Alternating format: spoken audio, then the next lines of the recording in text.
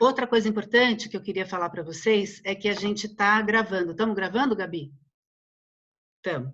A gente está gravando esse evento e no depois a gente vai decidir se vai ser um evento que a gente vai disponibilizar, mas por questões clínicas mesmo, né? Dependendo das coisas que vierem, enfim, se a gente vai disponibilizar esse áudio ou não, mas se for o caso, vocês todos vão ter notícias disso.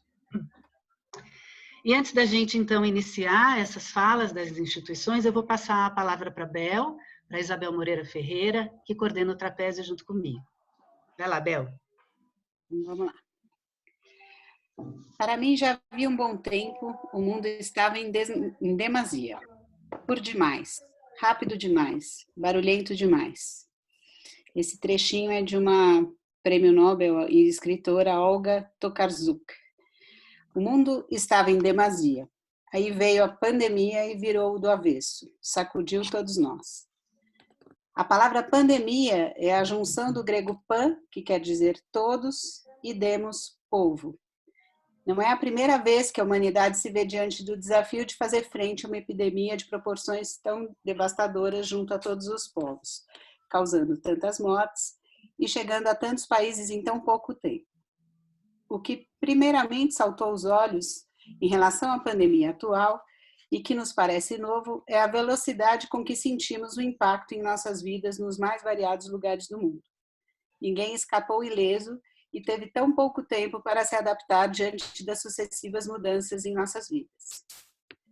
O imperativo do confinamento e de alguns cuidados sanitários, de certa privação, é um cuidado recomendado pelos órgãos que cuidam da saúde coletiva, tentando fazer frente à pandemia, mas também traz uma série de desdobramentos para o sujeito no laço. O mundo ou a polis passou a ser identificado como terra de contágio. Os sujeitos parecem ser reduzidos ou destinados a duas categorias, como contagiados e contagiantes. Devem isolar-se em casa, evitar ocupar espaços coletivos na cidade, vacinar-se, alterar a rotina de vida familiar e de trabalho, adaptar-se a novos formatos de escolarização e tratamentos online, cuidar da limpeza, higiene de tudo que chega em casa, isolar os grupos de risco, usar máscaras ao sair em público, evitar aproximações dos corpos e, enfim, se submeter a uma infinidade de alterações na maneira de estar no mundo e ainda dar conta do sofrimento psíquico que nos assola num momento como este, de tensão social e econômica que, no nosso caso, escancara tão vertiginosamente a desigualdade social. Como lidar, então, com a imersão nesse estado de angústia que advém da pandemia e o risco da morte ainda mais em um país cujos governantes parecem mais preocupados com os ganhos políticos do que com a preservação da vida e a saúde do povo brasileiro? São muitas as questões que nos assolam e nos convocam, e é mais do que necessário encontrarmos espaços para reflexão, lembrando que devemos mais do que nunca ter cuidado com conclusões precipitadas. É tempo de se perguntar e experimentar novas formas de estar com o outro. E é movido por esse espírito e nesse contexto que pensamos no encontro de hoje. Como lidar com o tempo em que os encontros com outros se dão no plano digital? Quais as consequências para o sujeito? Em nosso caso institucional, isso inviabilizaria o tratamento?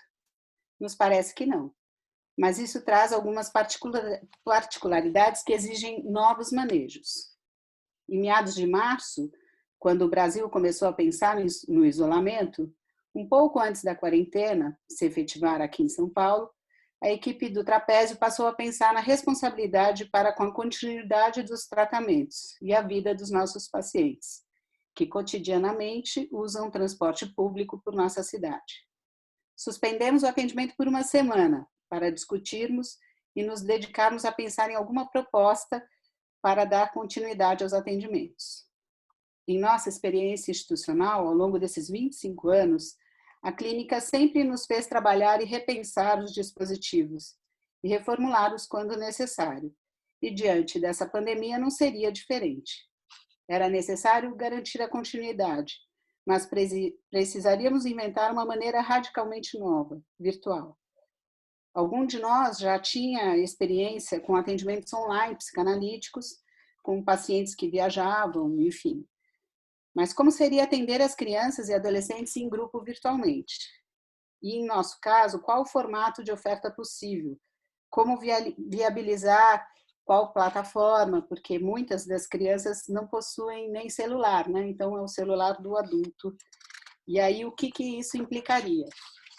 Ao mesmo tempo, a gente não poderia recuar diante da nossa preocupação com os efeitos nos vários tratamentos diante do impacto dessas medidas, e que mudaram a vida de todos. Enquanto uma instituição balizada pela ética da psicanálise, não podíamos ignorar o padecimento diante do real. Era mais do que urgente fazer circular a palavra, dar algum contorno. Como bem nos lembra Freud, cabe ao psicanalista zelar pelos sujeitos e seu mal-estar, assim como o mal-estar na civilização. Nos 44 dias de quarentena que se seguiram, ao todo 7 semanas até agora, experimentamos atendimentos em grupo online, tanto com as crianças e adolescentes como com seus pais. E fizemos alguns recortes a partir desse tempo de intervenção tão recente que gostaríamos de compartilhar, para assim refletirmos juntos. Além de conhecer como outras experiências institucionais estão enfrentando os desafios em tempos de pandemia. A Flávia vai iniciar com uma breve apresentação do nosso trabalho e vai falar um pouquinho mais sobre os desafios aqui que a gente enfrentou. E o restante da equipe do Trapézio também vai trazer fragmentos para compartilhar. E a gente está ansioso também para ouvir o outro pessoal falar. Bom, é isso. Bom evento para todos.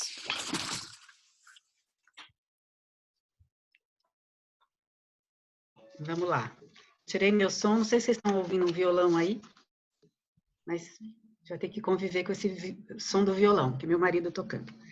Bom, vamos lá.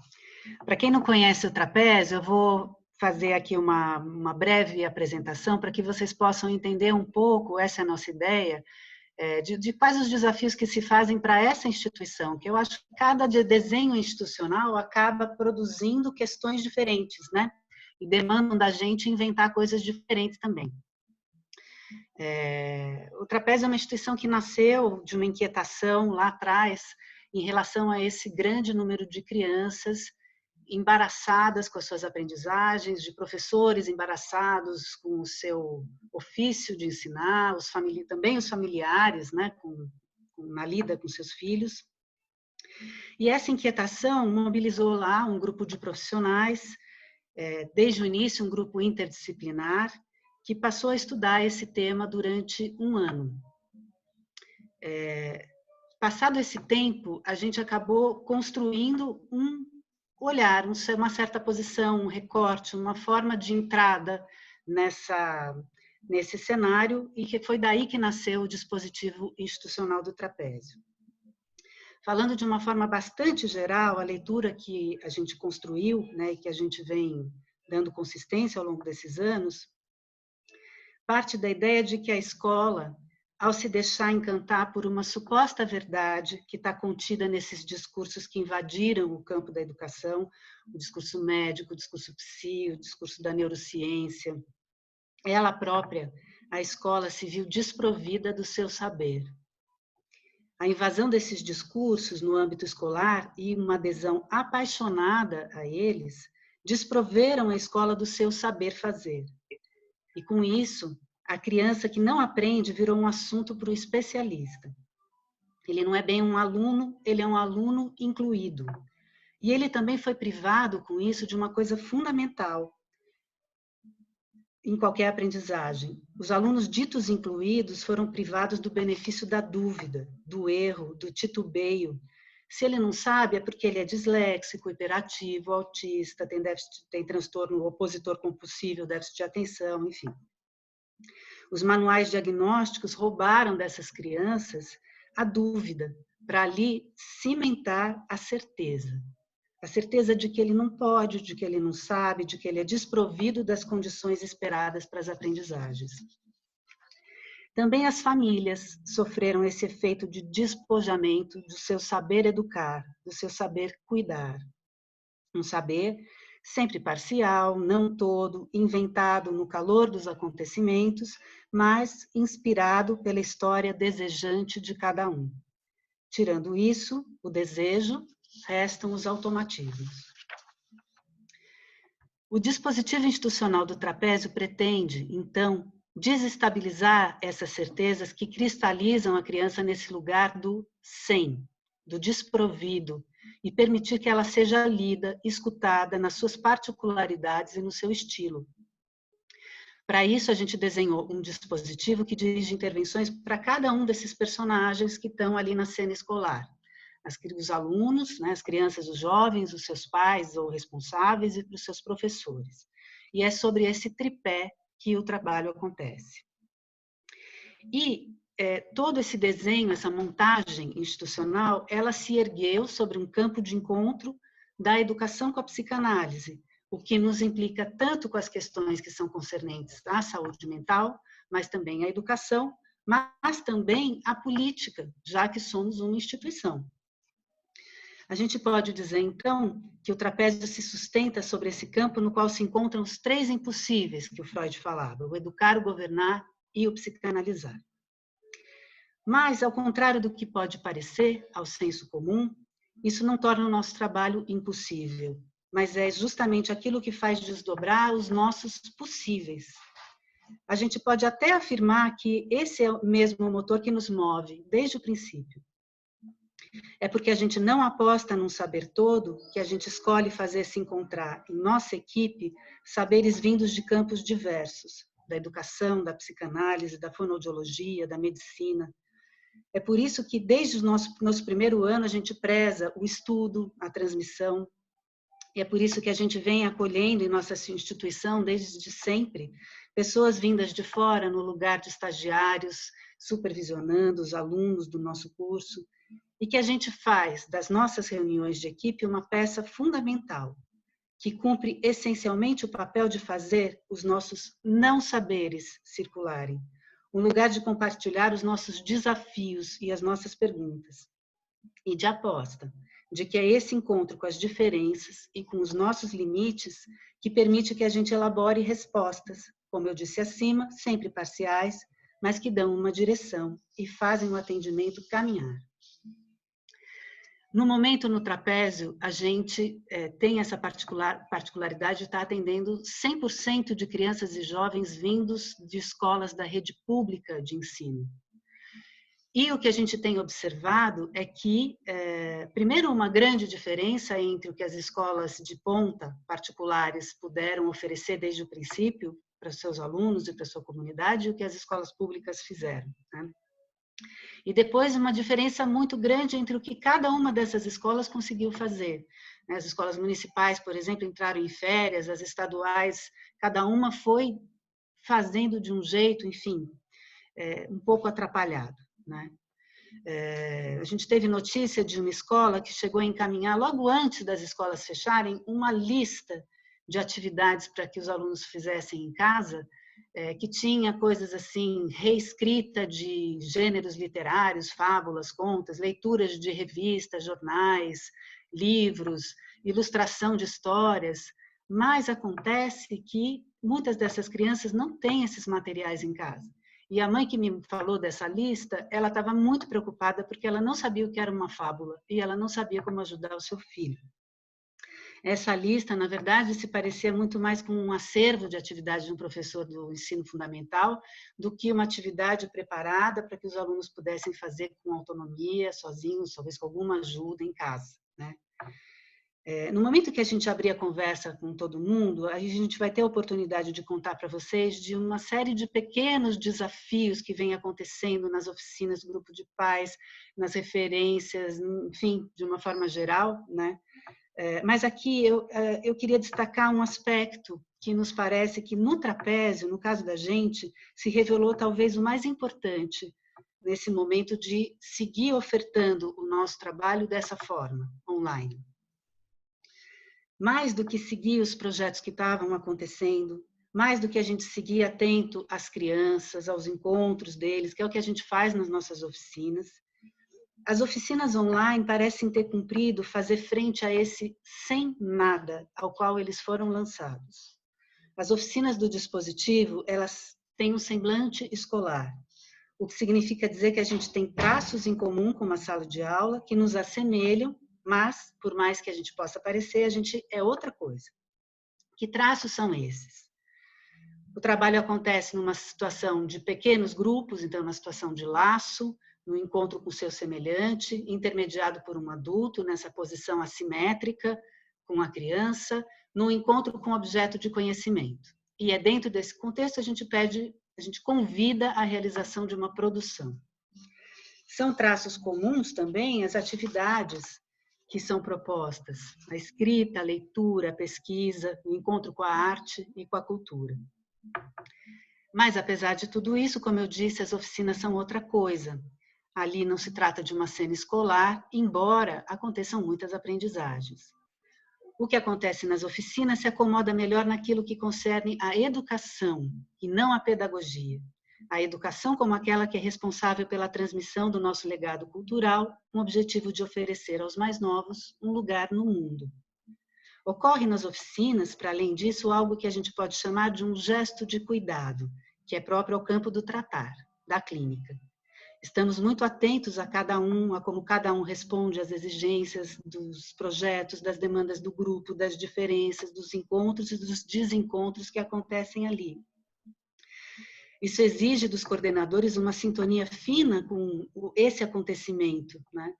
Com o momento de cada um, com o estilo de cada criança. Acontece muita coisa numa cena de grupo, onde a gente está lá, fisicamente presente, né? É preciso reconhecer que é muito diferente fazer um grupo sem a presença física de cada um, sem que possam ocorrer conversas paralelas, saídas da mesa de trabalho, idas ao banheiro, cochichos, olhares. Tem um tanto dessa experiência que a tela não comporta. Mas o que a gente tem observado é que ser diferente não significa necessariamente que a proposta se desarticule, que ela se torne impossível. Não. Ela tem sido possível, mas sem dúvida, do ponto de vista desse acontecimento, né, que se dá na presença física e no nosso espaço físico, que é um espaço cheio de materiais e livros e bastante convidativo ao trabalho, sem dúvida, acontecem perdas. Apesar desse reconhecimento, o que vem nos mobilizando são os ganhos. Sem essa oferta, o tratamento estaria totalmente interrompido. Eles ficariam também em relação ao atendimento sem nada, como muitos ficaram em relação à escola. E se há, então, um efeito político do nosso trabalho, para além do efeito clínico e educativo, é justamente o de esperar que os atendimentos dessas crianças e jovens, de seus familiares e de seus professores, permita desestabilizar essas certezas de que esses sejam sujeitos desprovidos de tudo, que nada saibam, que nada possam, que não possam aprender e sonhar. Tudo o que fazemos pretende sacudir e desmontar essa convicção que subjaz aos sintomas que tratamos. Queremos oferecer para cada um a oportunidade de pegar as rédeas das suas aprendizagens, dos seus interesses e das suas curiosidades e de se vincular a uma ideia de futuro que seja bem mais convidativa e acolhedora do que essa. Bom, é isso que eu queria trazer para vocês. Agora eu vou passar a palavra para a Carol, depois para a Li e para a Gabi, que vão trazer alguns fragmentos para a gente encerrar essa participação do trapézio aqui. Obrigada. Oi.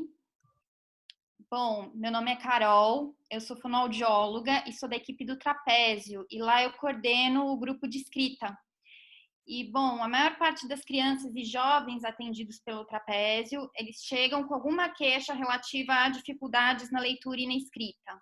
Eles chegam dizendo que não sabem ler ou escrever, ou que têm muita dificuldade, e não raro estabelecem uma relação fóbica com a escrita. E ao longo do atendimento, o que a gente vai vendo é que aos poucos eles podem ir se aproximando desse objeto, né? Então, formulando questões sobre a escrita, ou falando sobre ela, ou falando sobre a própria dificuldade. O grupo de escrita tem por objetivo movimentar a relação da criança com a escrita. E ele tem como característica não ter um formato escolar, né? Seguindo o que a Flá estava falando, não tem um formato escolar, talvez tenha um semblante escolar, mas não é um grupo que vise alfabetização, uma proposta de reforço em que se segue um método. A ideia do grupo é que as crianças compartilhem momentos de leitura e escrita em conjunto. E era isso que estava acontecendo no Trapézio. No início do ano, o grupo de escrita estava elaborando um jogo. O grupo presencial permitia a escrita em conjunto, por vezes no mesmo material. A escrita era feita a próprio punho. O coordenador e os participantes iam se ajudando, né, a organizar a escrita de cada criança, apontando para ela ou tapando partes dela. E, nesse sentido, o grupo de escrita, levando em consideração os dispositivos tecnológicos dos quais eu e as crianças dispomos, vai se tornando difícil de ser executado. Mas ele está acontecendo e muito ancorado nas leituras. Se nos grupos presenciais o espaço do trapézio permitia a circulação pela sala, num movimento de afastamento do livro, a criança ia mexendo nos objetos do nosso ateliê, agora elas vêm se mostrando muito instigadas em relação à possibilidade de leitura. Seria isso pela maior escassez de atividades que envolvam a leitura e escrita nesses tempos de quarentena? Ou ainda pelos ares de desafio do novo ato de ler, já que a escrita do livro se mostra na tela do celular? O corpo das crianças vem se mostrando mais detido frente à escrita. Os pedidos de produção de escrita no grupo se reduziram, já que no nosso caso está mais distante a possibilidade de ler a escrita das crianças e intervir sobre elas. Mas eu venho escrevendo e mostrando para elas a minha mão escrevendo no papel, direcionando a câmera. Enquanto eu traço as letras, elas antecipam o que eu vou escrever. Então eu escrevo cabra e elas falam, é cabra que você vai escrever. Eu acrescento a letra I e aí fica cabre e elas leem, cabre? É cabrita? E quando termino de escrever, elas descobrem cabriola, que é aquela lenda, né, da cabra cabriola. E esse vem sendo o nosso caminho até aqui, mas penso que outras possibilidades vão se mostrar ao longo dos nossos encontros online. Certo é que as crianças vêm se mostrando sob efeito da leitura dos livros, da leitura da minha escrita. E assim, discussões se desdobram e histórias vêm sendo narradas por elas e sobre elas. E agora eu vou passar a palavra para a Lia. Boa noite, gente. Meu nome é Lia, sou psicanalista e eu coordeno a oficina de linguagem. Bom, a Flávia, na fala dela, ela disse assim, puxa, nessa situação na tela, né, como é que ficam, por exemplo, a troca de olhares, os cochichos, que são tão importantes na experiência de grupo, nessa situação de atendimento que a gente está fazendo agora online. Então, eu escrevi um texto, que é um fragmento da experiência de 4 encontros da oficina de linguagem, inspirada nessa questão. Estou chamando de o grupo como realização metafórica de um desejo. Davi e Pedro parecem muito animados no primeiro encontro virtual da oficina de linguagem. Davi fala o tempo todo, mostra o livro que estava lendo, lê. Pedro procura livros pela casa, mas não consegue achar um para ler naquele momento. Davi fala, eu queria ser seu vizinho, Pedro, aí a gente ia poder se ver. No final do segundo encontro, Pedro faz caretas, Davi ri, também faz caretas, Davi e Pedro brincam com isso. No terceiro encontro, ambos participam muito da leitura de O Menino e o Robô, desenho, e ao final do grupo enviam esses desenhos para o WhatsApp e escrevem, obrigado. No quarto encontro, começamos a ler Bruxa a Bruxa. Num dado momento, Pedro mostra um pequeno objeto que estava próximo, uma vaquinha. Davi e eu buscamos objetos próximos e cada um de nós mostra o seu. Ele encontra uma bolinha e eu um soldado. Mostramos esses objetos, inventamos frases, encenamos uma história com a estrutura de Bruxa a Bruxa. Vaquinha, vaquinha, você quer ir à minha festa? Só se o soldado for. Soldado, soldado, você quer ir à minha festa? Só se a bolinha for. Quando digo que havia chegado o momento do grupo se encerrar, Davi pede um tempo para tirar uma foto. Cada um de nós estaria com seu objeto. Ao fazermos isso, Davi percebe que ele e Pedro estavam no alto da tela, lado a lado, e movimenta seu objeto de tal forma que ele parecia tocar o objeto de Pedro. Finalmente, eles eram vizinhos e estavam brincando juntos. E agora eu passo a palavra para a Gabi. Boa noite, gente. O meu grupo é a Oficina de Cultura com os adolescentes. Eu vou contar uma cena e queria só comentar uma peculiaridade que, por enquanto, como eu entrei no trapézio esse ano, eu tenho mais grupos virtuais, eu já fiz mais grupos virtuais do que ao vivo com os adolescentes, né? Mas, enfim, vou contar algumas cenas aqui. Em meio à pandemia, em um dos nossos grupos, eu contei para os adolescentes que a gente ia receber uma nova pessoa naquele grupo. Falei o nome e eles falaram, mas é um adulto ou é mais algum de nós? Eu falei, sim, é mais algum de vocês, é mais um adolescente que vai entrar no nosso grupo. Pensando aí nos impossíveis que a Flávia falou, a gente discutiu muito e topou essa ideia de fazer a entrada de um paciente novo. A triagem desse menino já tinha sido feita pela Lia, mas nós da equipe só conhecíamos ele de ouvir falar, né? A gente nunca tinha visto esse menino. Antes da entrada dele, muitos foram os questionamentos. A gente vai recebê-lo, mesmo que virtualmente? Como a gente vai fazer? Como acolhê-lo sem poder estar junto? Como estar atento ao estilo desse menino, mesmo que à distância? Como trazê-lo para o laço? Como atraí-lo para o que a gente estava estudando? Bom, se a gente estivesse em nossa vida normal, a gente já tinha entendido que ele ia entrar no grupo. Já tínhamos isso como certeza, a gente estava preparado para isso, então vamos tentar. No meu primeiro encontro com esse menino, eu chamei ele e a mãe uns minutinhos antes do grupo começar e eu o vi pela primeira vez por meio da tela. Na verdade, eu vi a cabeça e os ombros dele e da mãe. E pensando várias coisas. Será que ele é alto? Será que ele é baixo? Como será que ele é realmente, né?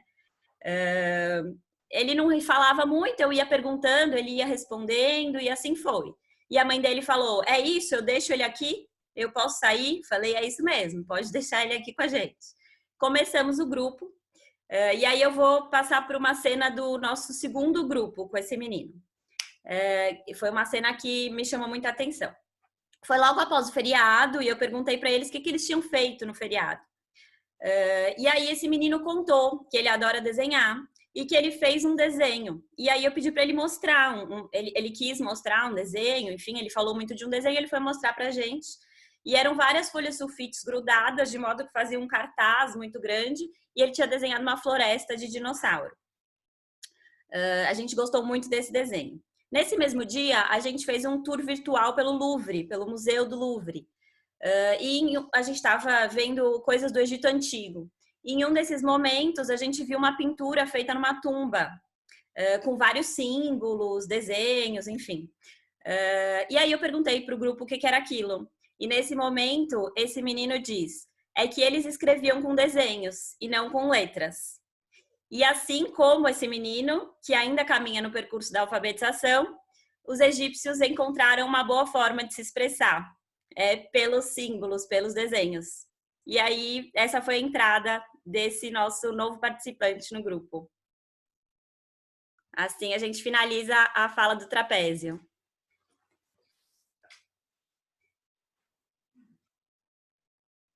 Vamos passar para quem? Foram 3 pequenos fragmentos, depois, quem sabe, a gente consegue falar um pouco mais, né? Agora a gente vai passar a palavra para o Lugar de Vida, que está com 3 representantes da sua equipe, a Laura Carrasqueira Bechara, a Cristina Keiko e a Mariana Trenche, de Oliveira. Meninas.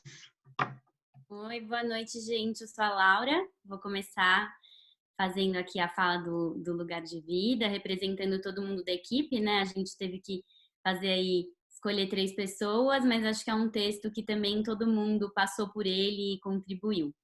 Então, primeiro queríamos agradecer muito, né, o convite. Acho que eu passei pelo trapézio, né, durante minha formação, então realmente um convite aí especial. E acho que também é fundamental a gente poder trocar, né, essa função dos pares nesse momento que a gente não tem precedentes, né? Acho que todo mundo foi pego aí por um desconhecido, inusitado, e poder falar com instituições que têm como ponto comum a psicanálise e a ética da psicanálise que orienta a nossa prática e também a educação, né, em interlocução. E acho que vai ser interessante, que nem a Flávia colocou, né, que tem questões diferentes para cada instituição de acordo com os seus dispositivos. Atualmente, para também contextualizar um pouco do Lugar de Vida, a gente tem como dispositivos os grupos terapêuticos, as oficinas, e a gente tem nesses grupos terapêuticos algumas diferenças. Então, grupo terapêutico das crianças bem pequenas, grupo terapêutico de crianças maiores, grupos de escrita, que daí são coordenados por uma educadora, pedagoga e psicanalista, grupo terapêutico também com os maiores, que a gente chama de grupo saídas, né, que já é um outro dispositivo. Então, acho que isso também dá aí notícias de que o lugar de vida, pensando nessas inovações e invenções, sempre teve isso, né, como desafio, de ir se ajustando conforme os pacientes fossem chegando e trazendo novos desafios. E entre essas particularidades, a gente ficou bastante receosos quando a gente pensou, bom, o que a gente vai fazer agora, né? Pensando na distância física e na impossibilidade da gente se deslocar. E um dos desafios, trazendo as nossas questões aí também da instituição, eram justamente as crianças muito pequenas, né? Que atualmente, cada vez mais, nos últimos anos, a gente tem recebido crianças de 1 ano e meio, 2, 3. Então, foi um primeiro ponto que a gente pensou. E outra coisa que a gente também falou, puxa, e agora, né? A gente que falava tanto das intoxicações eletrônicas, do uso excessivo das telas em discussão clínica, pensando teoricamente, né? O que isso como que isso é um complicador também para a constituição e desenvolvimento desses casos que a gente atende com entraves psíquicos. E agora, a gente precisa disso para continuar atendendo, né? Mas acho que um ponto que já foi logo de início colocado bom, se a gente não pode ir até a instituição e nem os pacientes irem até lá, a gente precisa fazer a instituição estar presente, porque a gente tem um vínculo e uma transferência estabelecida. E acho que isso a gente tem, assim, conversando com os pares, pensado muito, né? O quanto a transferência, ela de fato transcende aí desafios imagináveis. E acho que também uma grande surpresa que a gente tem visto é das próprias invenções que são os pacientes que têm feito, né? Que não é só a gente que tem inventado e construído novas estratégias, mas os próprios pacientes, ainda que pequenos e com grandes entraves aí em alguns casos, têm podido usar desse dispositivo, né? As plataformas, e mostrado para a gente como que a gente pode continuar atendendo eles, né? Então, seja, por exemplo, com uma diminuição de tempo, né, no atendimento, a gente não vai cada vez mais usando aí o tempo possível para cada um, né? Falando do tempo que a Bel também colocou na fala dela, né? E outras estratégias, então, acho que eu foquei nos grupos, mas a gente tem os atendimentos individuais, tanto psi, quanto fono, quanto acompanhamento pedagógico, a escuta de pais, e isso tem sido bem importante porque varia do caso a caso, né? Então, casos em que a gente vê que a criança topou mais o atendimento em grupo e o individual não rolou muito. Então, a gente tem visto também essas particularidades de cada caso. E agora vou, então, passar a palavra para Mari, que vai contar um pouquinho mais das experiências e dos recortes clínicos. Olá, abrindo meu áudio aqui, boa noite a todos. Cumprimento os participantes inscritos nessa conversa, os colegas da equipe do Lugar de Vida, a equipe do GIP e do Trapézio, a quem agradeço pelo convite, né? Então, dando continuidade aí à fala da Laura sobre os desafios enfrentados pelo Lugar de Vida para poder sustentar esse trabalho institucional, posso dizer que uma primeira sensação foi de muita apreensão, né, nesse primeiro momento, com os desdobramentos dos tratamentos, muito em função do fato de que há uma prevalência de atendimentos de crianças com entraves estruturais, né, no Lugar de Vida. Então, como fazer esses atendimentos? Né? Então, por exemplo, nos meus atendimentos individuais, ou mesmo no atendimento em grupo, que eu vou contar um pouquinho, eu tenho bastante dificuldade, muitas vezes eu perco muita informação auditiva, né? Então, às vezes as crianças falam, eu não consigo escutar, ou eu perco alguma algo que, né, isso que é mais sutil, as sutilezas da própria cena, né, então de cenas mais complexas, ou que tem algum embaraço da criança ou dos pais, enfim, que é difícil mesmo dos pais, né, então a gente está aí fazendo atendimentos online, que tem inúmeras interferências, outras pessoas em casa, né? Como a questão do violão, por exemplo. Então, tem as interferências, por exemplo, da diminuição de sinal, às vezes cai o sinal de internet do paciente ou seu, enfim. Então, o que a gente tem visto, assim, é que os pais estão sendo muito parceiros e estão contribuindo num amplo sentido, assim, para que os atendimentos sejam viabilizados, né? Recentemente eu conversei com uma colega de profissão, uma fonoaudióloga também, que assim que a pandemia começou, ela me ligou e me perguntou, né, se um tratamento não ficaria assim extremamente assujeitado a interferências excessivas dos pais em relação à condução da sessão, né? E eu fiquei pensando um pouco nessa questão. Eu concordei com ela que de alguma forma os pais interferem, sim, mas eu acabei discordando de certa forma, porque o lugar de vida é uma instituição em que as famílias têm um papel extremamente importante, eles participam dos processos terapêuticos de várias formas, né? Então, a gente tem a reunião de pais, a gente tem os festejos culturais, que são as festas de Natal ou as festas juninas, as comemorações de aniversário das crianças, então, se cai na semana o aniversário, os pais geralmente trazem um bolo e acabam descendo ali para o salão para poder comemorar, cantar o parabéns para a criança junto com os outros pais e junto com todas as crianças, né?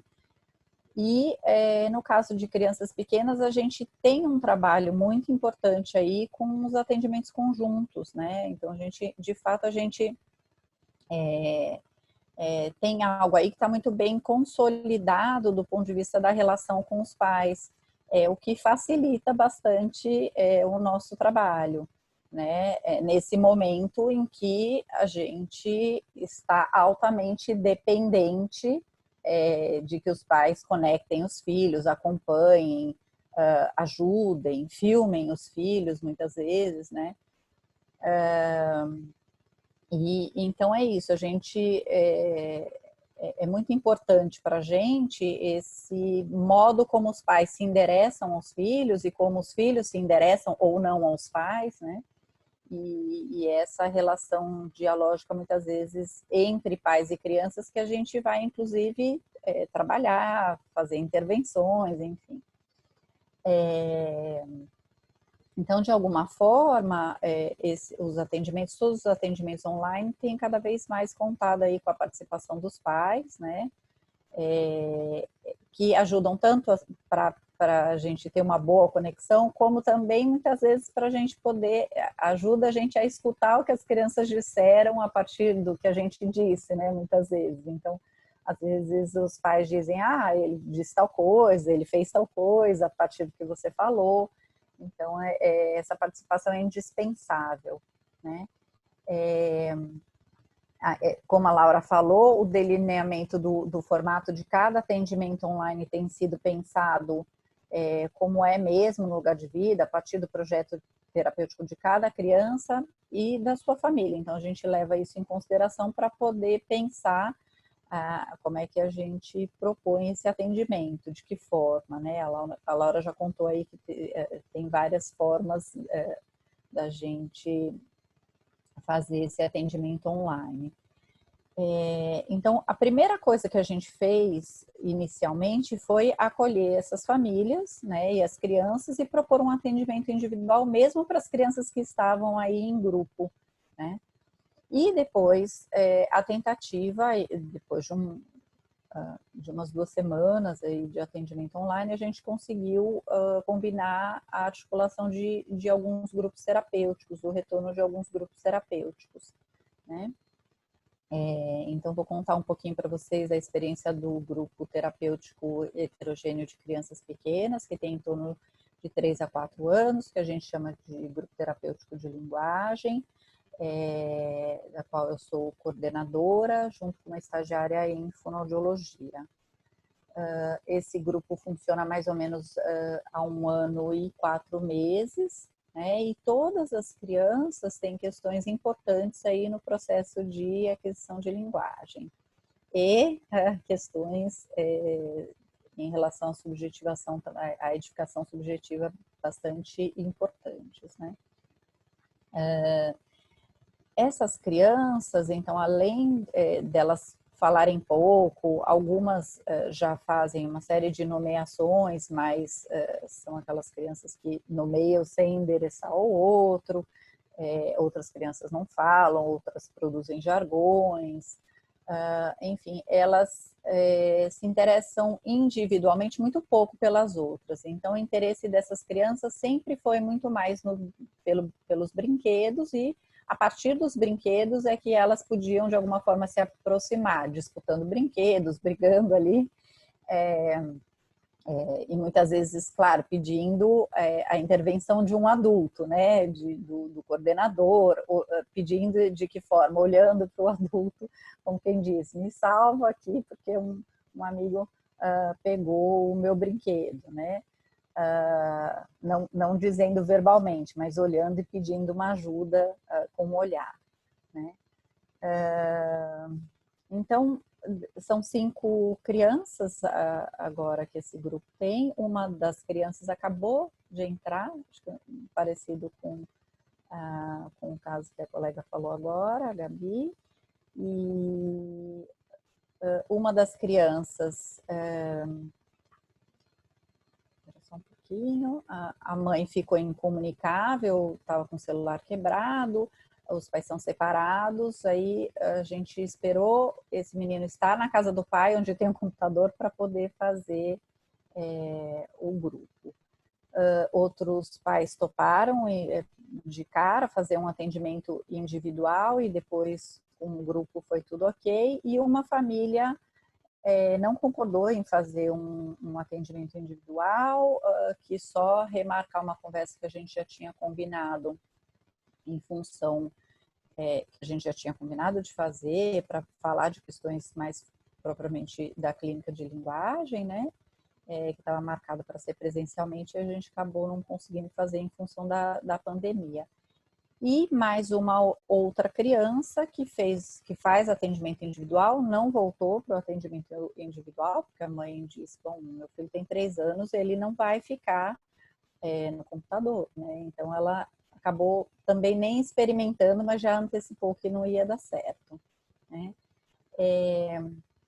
Porque eu acho que tem algo aí no imaginário dos pais, e claro que isso tem um respaldo no discurso do próprio campo fonoaudiológico, né, de que uma sessão fonoaudiológica consiste aí numa sequência de tarefas, de atividades que venham a ensinar a criança a produzir fala oralmente articulada, né? Então, de toda forma, esse não é o nosso trabalho, esse não é o objetivo, né? A gente trabalha, a Carol, também aí do Trapézio, a gente trabalha de uma outra forma, a partir de uma clínica que a gente chama de clínica de linguagem, né? Que vai aí trabalhando para que as interpretações de natureza linguística, né, afetem tanto a fala como a escuta da criança e produzam mudanças aí na construção de falante de cada um deles.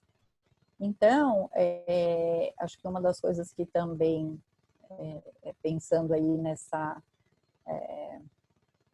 nisso que a gente vai vendo também circulando na internet, no campo da fonoaudiologia, que é um excesso de atividades, um excesso de tarefas para as crianças fazerem, muita orientação para os pais de atividades para serem feitas com as crianças, né? Às vezes os pais também acham que a criança tem que ficar ali em frente ao computador, sentadinha, horas, né? 1 hora do grupo, e isso acaba não acontecendo, né? Então, muitas vezes eu peço para que os pais, às vezes, filmem as crianças mesmo, vão seguindo ali com o celular para a gente ver o que a criança está fazendo, o que ela quer fazer, pode ser que ela queira mostrar um brinquedo, enfim, que eu vou mostrar aqui um pouquinho no grupinho o que aconteceu. Então, a gente lançou a ideia das crianças se encontrarem virtualmente. Eu supus que essas crianças não aguentariam um grupo extremamente longo, uma sessão extremamente longa. Então, eu propus algo em torno de 15, 20 minutos para as crianças se darem um oi, né? E dessas 5 crianças, uma das crianças não pôde participar e participaram 4, né? Mas foi super bacana, porque as crianças acabaram, assim que foram entrando aí em suas telas, elas acabaram se reconhecendo, coisa que a gente sempre fica meio se questionando se eles se reconhecem de fato no grupo presencial, né? Então, esse grupo presencial aí que está funcionando mais ou menos 1 ano e 4 meses, que eu contei aí que as crianças brincam e brincam mais solitariamente com o brinquedo e pouco se interessam pelos pares, né? Já vinha acontecendo alguns pequenos movimentos das crianças, como efeito do grupo mesmo, do trabalho do grupo, de certas aproximações, né? De uma criança aguentar ficar ao lado de outra, com o mesmo brinquedo, uma das crianças poder ceder o brinquedo, sem brigar por ele, enfim. Então, para surpresa nossa, dos pais, o que a gente viu foram as crianças se reconhecendo. Uma das crianças andava de um lado para o outro, olhava para a TV, porque o pai colocou todas as crianças na tela da TV, para ficar grande, né? Porque ele supunha aí que o filho não ficaria nem no celular, nem no computador. E ele ria, gargalhava, batia palmas, né? O outro pegou um livro, que era algo que ele fazia toda a sessão, toda vez que ele ia entrar no grupo terapêutico, então ele pegava um livro e folheava e depois ele entrava para o grupo terapêutico. Então, ele foi atrás de um livro e pegou e fez o mesmo ato que ele fazia sempre antes de iniciar o grupo. Outra cantava, sorria, né? E uma outra criança foi buscar a cachorrinha, porque os pais começaram, na verdade, porque os pais estavam juntos, são crianças pequenas, e aí os pais começaram a apresentar o gato ou o cachorro, ou o gato e o cachorro, na verdade, apareceram por ali durante a filmagem, e um dos meninos foi buscar a cachorrinha, aí depois empurrou sua avó para frente do computador para mostrar a avó, depois puxou uma lousinha para também mostrar essa lousinha que ele fazia de túnel com carrinho, né? Então, essa criança que não participou dessa primeira vez, participou de um segundo encontro, em que outras 2 não conseguiram se organizar, os pais não conseguiram se organizar, né? Então, foi um outro encontro com 3 crianças. E essa criança que não tinha participado pela primeira vez, a mãe achou que ela talvez não conseguisse, que ficasse muito dispersa, né, no computador, e ao contrário, foi uma criança que ficou super atenta, é uma das crianças que menos se aproxima, ela fica sempre muito olhando de longe as outras crianças, ela vai acompanhando, a gente vê que ela vai acompanhando o que as outras crianças estão fazendo, mas ela não se aproxima, né? E dessa vez ela ficou muito conectada, os olhos brilhavam assim, porque a outra criança foi contando os números, e aí ele foi contando também, articulando os sons, acompanhando os números que a outra criança estava falando, né? Aí a mãe colocou uns bichos de pelúcia na frente dessa criança, e a outra criança também tinha o mesmo bicho de pelúcia ali na sala, e eles deram risada porque era o mesmo brinquedo, enfim. E aí à noite uma dessas crianças que já tinha nomeado, né, eu vou colocar um nome aqui fictício, né, mas que já tinha visto na câmera e dito assim, Daniel, mamãe Daniel, essa criança à noite fala de novo do Daniel, né? Então uma fala aí que para a gente é bem importante, que é quando a criança fala na ausência do objeto ou do sujeito, enfim, né? Então foi muito importante aí esses encontros online, virtuais entre as crianças, né? Porque por mais que eles não substituam os encontros presenciais, eles têm como efeito a possibilidade de reconhecimento, de nomeação das crianças, né? E rememoração do laço que as une, né? Então isso em tempos de isolamento social e no caso de crianças com entraves, né? O encontro com os colegas do grupo terapêutico puderam propiciar aí pequenos gestos, trocas de olhares e nomeações entre as crianças. E para a gente foi bem importante. Terminei, ficou meio comprido, né? Mas eu vou passar agora a voz para a Cris Keiko. Obrigada. Boa noite a todos aí, né? Vou fazer uma breve fala, porque eu acho que, né, tanto a Laura, né, quanto a Mariana fizeram aí um detalhamento, né, das atividades, mas então eu fiquei com a parte final, mais para fazer um fechamento mesmo, né, de algumas observações, né, alguns desafios aí, de um modo geral, e na verdade também algumas conquistas, né? Acho que algumas aprendizagens que a gente teve também aí com essa experiência, tá? Então, assim, a primeira coisa que eu queria ressaltar, né, para vocês,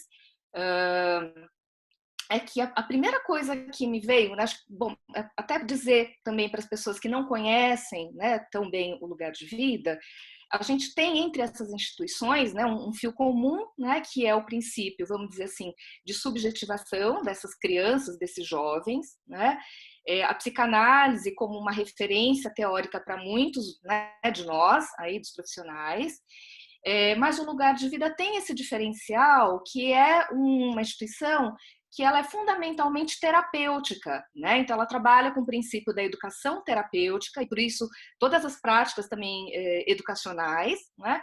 Mas ela tem aí, né, um foco no tratamento das crianças, né? Então, como a Mariana também ressaltou, grande parte, né, das crianças e jovens que a gente atende são crianças que já têm de alguma forma, né, uma questão clínica, psíquica e que buscam a nossa instituição fundamentalmente para tratamento, né? Agora, dentre as dificuldades que essas crianças têm, né, muitas delas, além da questão do laço social e da interação com o outro, é também a questão da aprendizagem, né? E acho que esse é um fio comum também entre a gente, tá? Então, uma das primeiras coisas, né, um dos grandes desafios para nós, enquanto instituição que trabalha fundamentalmente com crianças, que nós hoje, né, dizemos que são crianças com entraves estruturais na constituição do seu psiquismo, né, dentre esses entraves importantes, as crianças com uma organização autística e psicótica, tá, em neuróticos graves, toda uma questão, né, dessas crianças que já estruturalmente elas já têm uma dificuldade, né, já mostram predominantemente uma dificuldade de interação com os outros, né? Então esse é vamos dizer assim, já é um grande desafio para nós enquanto clínicos, enquanto prática clínica, trabalhar com essas crianças que, por vezes, evitam o contato com o outro, né?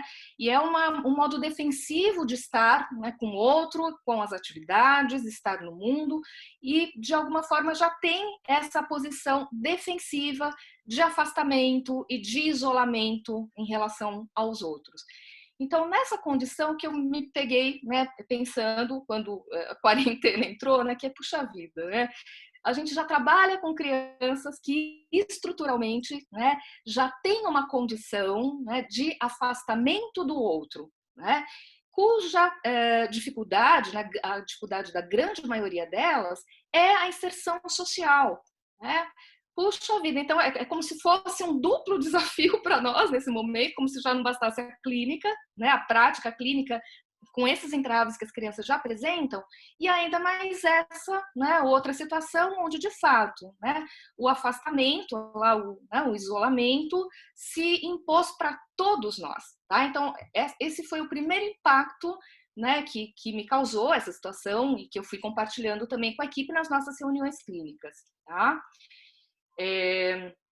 Outra questão também, né, que eu acho que também foi um grande desafio, que tem a ver com o comentário que a Mariana também fez, né, sobre a participação dos pais, né? Então, na nossa clínica, né, as crianças com as quais a gente trabalha, o trabalho com os pais sempre foi, de alguma forma, fundamental, né? Porque muitas crianças também têm ali o seu contato mediado por esses pais, né? E elas são faladas por esses pais. Então, muitas dessas crianças também não se dirigem ao outro, né? Não falam, tá? E muitas ainda têm uma trajetória muito grande a percorrer para, de fato, né, a gente poder dizer que elas estão dizendo algo de si, né? Para além da questão da fala propriamente dita, tá? E nesse contexto, né, então, um dos dispositivos que a gente tem, como a Laura também comentou, é o grupo de pais, né? Então, é um dos dispositivos de trabalho com as famílias. E de modo que os pais também tenham um lugar no grupo de pais e as crianças tenham o seu lugar no grupo. E nesse momento, né, de trabalho remoto, essa questão também, né, de alguma maneira, se recolocou para nós, né, na medida em que se o dispositivo grupo de pais presencial, né, enquanto dispositivo presencial, ele tinha uma função, ele cumpria uma função de, para muitos casos, né, instaurar uma certa separação necessária, né, para que as crianças tenham um lugar de fala, né, e tenham um lugar próprio, numa construção de afastamento necessário desses pais. Nessa condição, os pais seriam necessários, né, minimamente para fazer a conexão, né? Agora, o interessante foi, né, que também com essa preocupação inicial, né, no decorrer dos contatos, a gente foi verificando também posicionamentos bastante distintos dos pais, ainda que, né, a gente tendo que contar com eles de forma operacional, né, em todos os casos aí, né? São raros os casos que raros mesmo os casos de alguma criança que conseguiu conectar sozinha, né, na plataforma, por exemplo, tá? Então, esses foram os grandes desafios, né, que foram os disparadores. E aí, só para apontar também, eu acho que foram três, a partir desses desafios, eu acho que também eu fui pensando em três grandes aprendizagens, né, três grandes ensinamentos que esse período aí tem nos dado enquanto profissionais da clínica, né? E eu acho que a cada reunião clínica que a equipe faz, eu acho que a gente vai também se dando conta, né, de algumas aprendizagens nesse contexto, para nós, né, profissionais. Então, veja, uma das coisas que eu queria destacar, né, como apontamento, e que eu tenho feito um pouco essa diferença, que o distanciamento físico não necessariamente, né, é o mesmo que o isolamento, né, físico, tá? Então, uma coisa é o distanciamento físico, a outra é o isolamento social, né? Então, eu acho que isso são coisas bastante distintas. Então, nós temos sim, né, que nos distanciar fisicamente, mas isso não necessariamente quer dizer que nós estejamos fazendo ou precisamos fazer um isolamento social, né? Então, esse foi um dos fundamentos, né, que nós utilizamos para tentar manter as nossas atividades, ainda que remotamente, junto com essas crianças e essas famílias. Um outro ponto, né, que eu acho que também foi de aprendizagem, né, desse momento, que eu fui me dando conta, né, nas discussões com os colegas, é que não bastava, então, naquele período, né, que vocês também comentaram no trapézio, né, naquela primeira semana, quando é decretado a quarentena, né, você fica numa semana em suspensão, né, como se a gente ficasse um pouco à deriva, né, então, o que faremos? Como faremos? Né, faremos? Não faremos?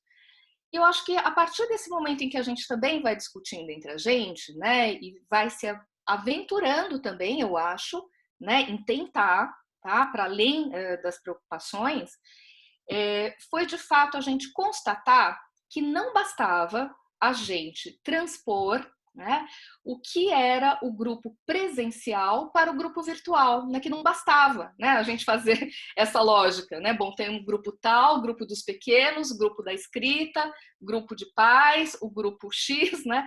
Então vamos fazer o grupo virtual, né? Que isso não operou, né? Então que não bastava pensar que o grupo presencial poderia ser transposto diretamente para o grupo virtual, né? Então, acho que quando a gente vai se dando conta disso, a gente também vai se aquietando e vai tendo uma condição, né, de discutir um pouco mais e de refletir um pouco mais a respeito das possibilidades e das diferenças, novamente, né, das crianças, das condições de cada criança. Além das condições de cada criança, né, as condições também de cada família. Né? Então, nós temos famílias cujos pais têm 2 crianças autistas, né? Outra família, né, em que o pai perdeu um emprego, né? A outra família em que a mãe precisa o tempo todo, né, cuidar dessa criança do ponto de vista físico também. Né? Então, pensar que a gente conseguiria transpor para todas as crianças, para todo o formato do grupo presencial, um grupo remoto, isso também foi um equívoco, né, da gente imaginar que isso seria possível fazer a transposição direta, tá? E por isso, de novo, né, ainda que possa parecer um jargão, né, no campo psi, o caso a caso teve que ser novamente, né, assim, revisto para o formato virtual.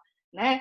Ainda que na nossa clínica esse seja um princípio, né, que para cada criança a gente constrói um projeto clínico singular, né, a partir da sua condição, da condição clínica de cada criança, para a gente pensar também o formato de atendimento virtual, seja de atendimento fonoaudiológico, tratamento individual, atendimento individual e do grupo, cada caso teve que ser também repensado, né? E ainda estamos repensando caso a caso, tá? Para o formato virtual. E uma outra, na verdade, foi uma surpresa, né? Foi uma constatação curiosa que nós tivemos, né? Quando a gente faz a reunião clínica discutindo os casos, e acho que até a Laura comentou no início, né, como que para nós também, em muitas situações, né, a gente foi acompanhando, né, o trabalho de colegas, as pesquisas e as nossas próprias constatações de um movimento muito grande das intoxicações, né, eletrônicas aí das crianças de um modo geral, né. Por outro lado, então, para nós foi bastante curioso, né, a gente se dá conta de que para algumas crianças que nós atendemos, em condição autística, né, eu estou dizendo numa condição de fato autística, de evitamento, né, de afastamento, de recusa, de demanda, tá, do outro, para algumas dessas crianças, nessas condições, curiosamente, a tela, né, ela teve uma função de anteparo, né, facilitador do contato. Então, para mim foi uma surpresa muito grande, né? Então, eu atendo presencialmente uma criança, né, em condição autística, uma autista precoce, desde os 3 anos de idade, agora ela completou 8 anos, né? Está, de alguma maneira, alfabetizada, fala, né, da forma que pode falar, né, muito raramente, mas tem algumas emergências subjetivas aí onde ela consegue dizer algo de si, mas com uma evolução de fato, vamos dizer assim, gradativa, né, com conquistas, mas ainda numa condição estruturalmente autística, tá?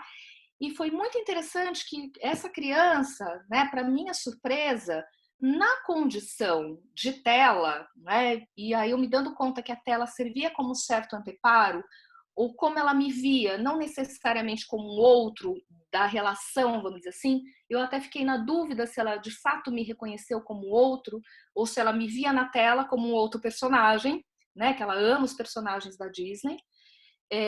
Ao mesmo tempo, né, em algum momento onde eu estava ali, né, na intervenção, na fala, mediada também pela mãe, né, que estava ao lado, ela, numa certa sessão individual, aí no caso, né, ela olha e diz assim, primeiro, oi, né? Então ela consegue dizer um oi, coisa rara no atendimento presencial, né? Porque ela entra, vai para a sala dela e nunca me nomeou, e nunca me disse oi, nem bom dia, né? Mas ela sabe para que sala ela vai. E nessa ocasião, quando ela me vê numa segunda sessão na tela, ela diz oi, né? Com o olhar parado, né? Mas ela diz oi, né? E num certo momento ali da sessão, né, ela está um pouco agitada, né, a mãe ainda vai insistindo para que ela continue um pouco, né, mas ela vai ficando um pouco inquieta, quer sair do local, não quer ficar naquele momento na frente da tela, olha para mim, olha ali para a tela e diz: não, tchau, chega, tchau. Com todas as letras, né, e com uma entonação, né, que foi muito rara, né, uma entonação rara de eu ter escutado, né, no modo presencial, tá? Então isso foi bastante interessante para eu pensar, né? E depois eu fui localizando em outras crianças numa condição de fato mais autística, né, que a tela para algumas dessas crianças tem sido um facilitador, né? Então para mim isso foi bastante curioso, tá? Desculpa te interromper, você acha que você está terminando? A gente precisa passar a palavra para o Gipe também, você está concluindo? Tá. Isso é só para comentar, então, né, esses achados e as dificuldades. É basicamente isso, tá? Tá bom. Obrigada a vocês três do Lugar de Vida. Vou passar a palavra, então, agora para o Gipe, Daniel Gonçalves, Bel Abreu, Fernanda Lacana, Analícia Pegorelli. Vamos falar agora.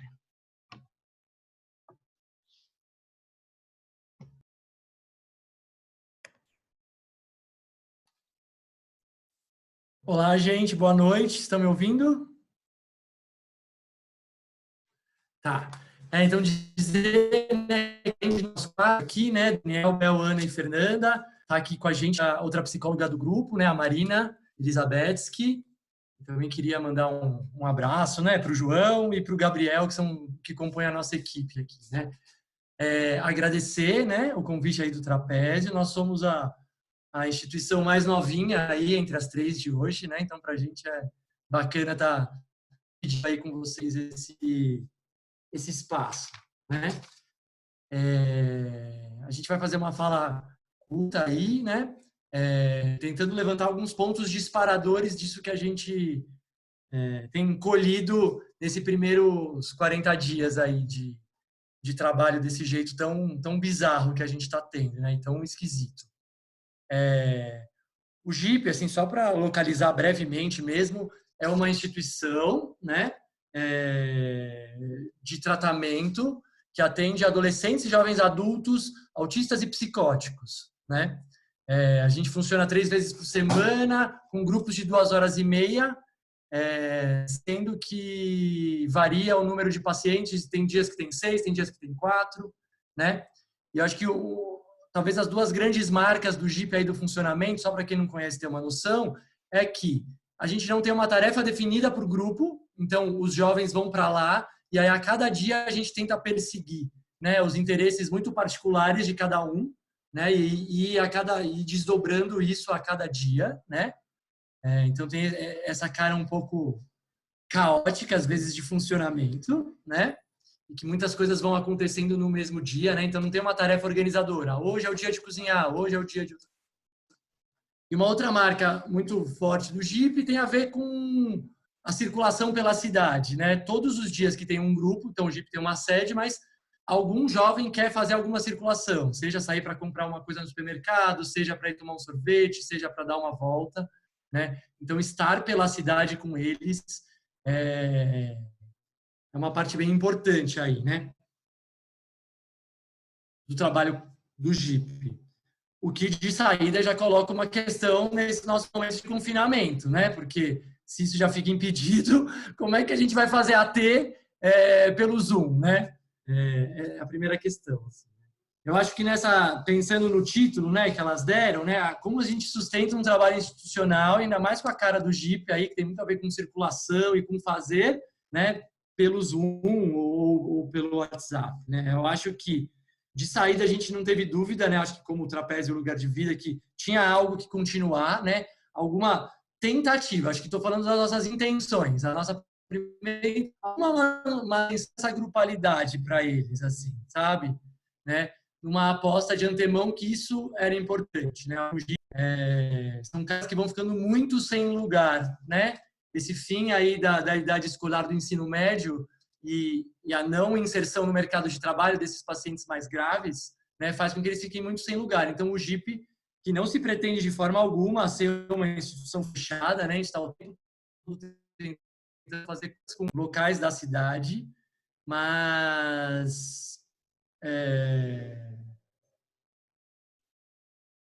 acaba sendo um lugar de pertencimento para eles, sabe? Os aniversários vão para lá, né? É uma turma, né? O nome que eles se dão é Turma do GIP, né? O nosso grupo do WhatsApp tem esse nome, grupo Turma do GIP, né? E a gente teve de saída, né? Eu acho que a minha fala aqui, né? Depois a Bel vai completar com uma reflexão importante que a gente construiu em equipe, né? Eu acho que às vezes o jeito que eu falo parece que eu sei do que eu estou falando, mas eu acho que o que eu mais queria transmitir nesse momento, né, era algo do não saber hoje, assim, sabe? Né, de falar, gente, o que é isso que a gente está fazendo? Tá muito esquisito, assim, sabe? Estamos tentando, estamos persistindo, estamos inventando, né? Tá no nosso nome a invenção, né? Grupo de Invenção e Pesquisa. Eu acho que invenção é a marca aí dessas 3 instituições, né? Todo mundo que trabalha aí, né, com os casos graves, né? Sabe que tem que inventar, que a invenção tem que estar do lado dos profissionais e tem que acolher as invenções do lado dos jovens, como vocês já trouxeram aí, né? Mas tá complicado ter que inventar nesses momentos, né? Só contando brevemente como está sendo o funcionamento, para mostrar uma foto para vocês, a gente faz um primeiro momento de Zoom com todo mundo, né? Então, em geral, por exemplo, terça-feira tem 10 pessoas no Zoom, assim, né? 6 pacientes e os 4 profissionais, né? De novo, com a intenção de garantir para eles algum momento que eles possam se olhar e falar assim, nossa, aquele grupo lá, né, que eu fazia parte, que é tão organizador para a minha vida e para a minha rotina, ainda existe, né? Só que, como vocês podem imaginar, botar 10 pessoas aí, né, pessoas graves, a dificuldade de esperar um ao outro, não fica tão fácil de produzir trabalhos mais consistentes, de perseguir algum desses interesses, né? Então, a gente mantém esse primeiro momento e depois a gente subdivide o grupo em vários micro-arranjos ao longo do resto do tempo do grupo, né? E que é interessante que isso é um pouco a cara do GIP, porque dificilmente um jovem chega no GIP e trabalha só comigo pelas 2h30 de grupo. Ele sempre começa um trabalho comigo no computador, mas aí uma hora se distrai, né? Essa importância da transferência aí, que não fica tão maciça com o psicótico, vai encontrar a Aninha para fazer uma outra coisa, e aí na hora de sair alguém convida e o cara que está trabalhando comigo sai. Então a gente acabou fazendo desse jeito. Aí a gente vai para o WhatsApp e às vezes faz mini grupos e vai trocando. Ó, gente, estou aqui com o João da Silva que estava querendo falar com o Felipe. Vamos destrocar? Vamos recruzar alguma coisa, né? Procurando diálogos possíveis, encontros possíveis, né? É isso, né? Aí vou falar um pouco das respostas, né, que a gente colheu, né, nesse breve tempo aí, né? Vou falar primeiro das boas, assim, né?